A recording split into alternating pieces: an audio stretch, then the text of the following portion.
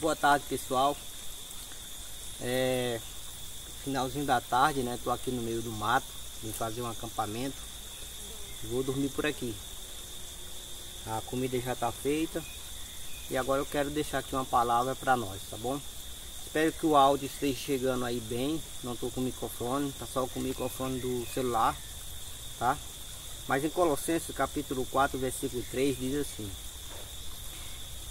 perseverar em oração, velando nela com ações de graça, orando também juntamente por nós, para que Deus nos abra a porta da palavra, a fim de falarmos do ministério de Cristo, ou do mistério de Cristo, pela qual estou também preso, para que o manifeste como me convém falar. Andai com sabedoria para os que estão de fora, remindo o tempo. A vossa palavra seja agradável, sempre agradável, temperada com sal, para que saibais como vos convém responder a cada um. O apóstolo Paulo, meus amados, ele escreveu essa carta aos irmãos da igreja que estava em Colossos, aos colossenses, e ele pediu aqui sabedoria, pediu que a igreja orasse por ele, tá? Para que a igreja orasse por ele, e também orientou os irmãos a perseverar em oração, velando com ações de graça, vigiando, para que possais resistir às astutas ciladas do diabo. Nós sabemos que o mundo é mau.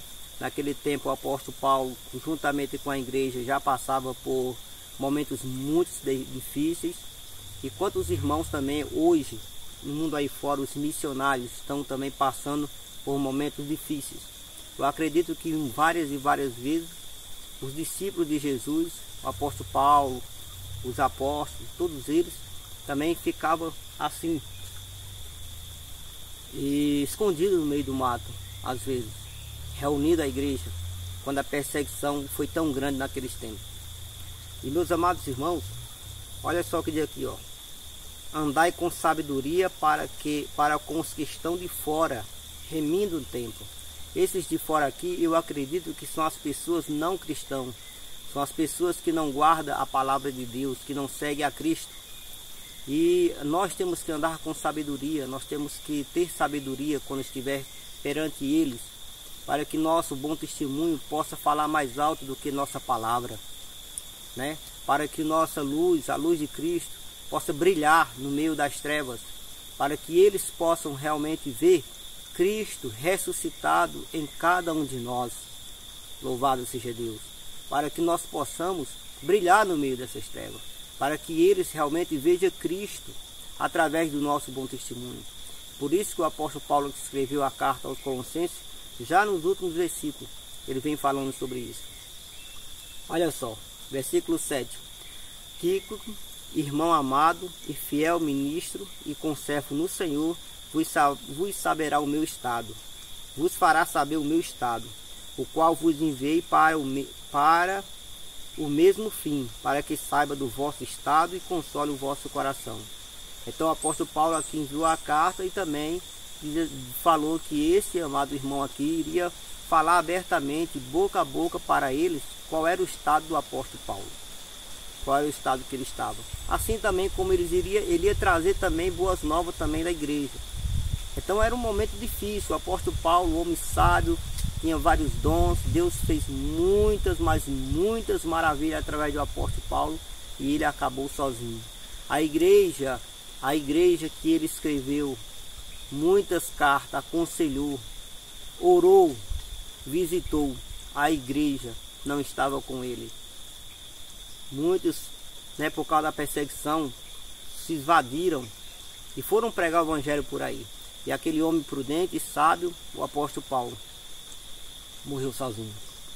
E ele aqui estava enviando essa carta.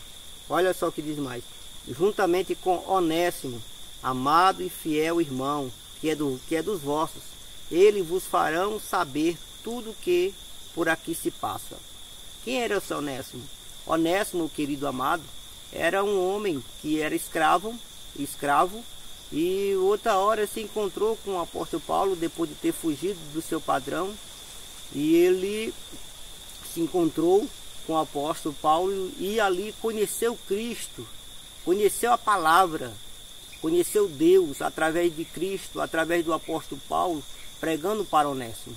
Onésimo fugiu, era um foragido, era um escravo foragido, pensando que iria ter liberdade, sendo livre, mas a liberdade mesmo que ele encontrou foi quando ele reconheceu que era um pecador e que Cristo, que Jesus e Yeshua, que o apóstolo Paulo pregava para ele, realmente era o libertador de cada ser humano. Onésimo se converteu, Onésimo entregou a sua vida para Cristo e agora estava seguindo Cristo através dos caminhos que o apóstolo Paulo ensinava. Então Onésimo foi um grande homem privilegiado, porque sentou lado a lado com o apóstolo Paulo, em prisões, nas viagens missionárias, mas ele sentou com o apóstolo Paulo, ele ouviu a palavra.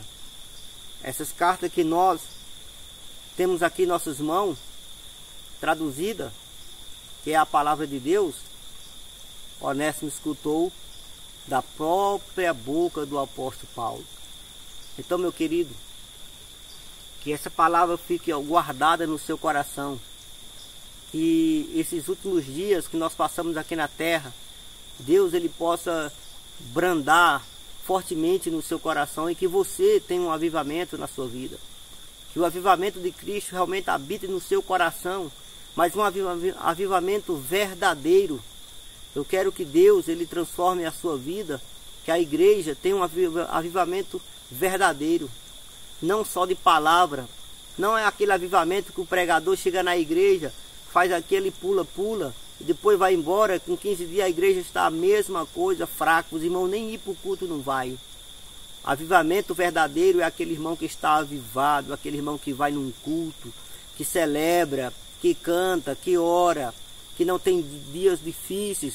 Por mais que a luta bata na sua casa ou na sua vida, ele persevera, está em oração confiantemente que Deus irá responder, irá dar vitória. E que se Jesus voltar, ele está firme para ir morar com Deus. Tá bom? Essa é a palavra de Deus que eu tenho para vocês. Olha mais aqui, juntamente com Onésimo.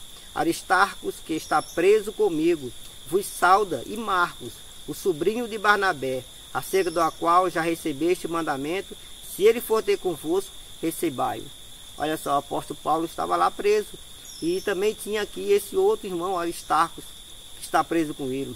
Marcos também estava saudando, o sobrinho de Barnabé. Meus irmãos, os últimos dias dos discípulos não foram fáceis. E eu pergunto para você, está fácil para você? Guarde a palavra de Deus no seu coração e você vai receber a vitória. Amém.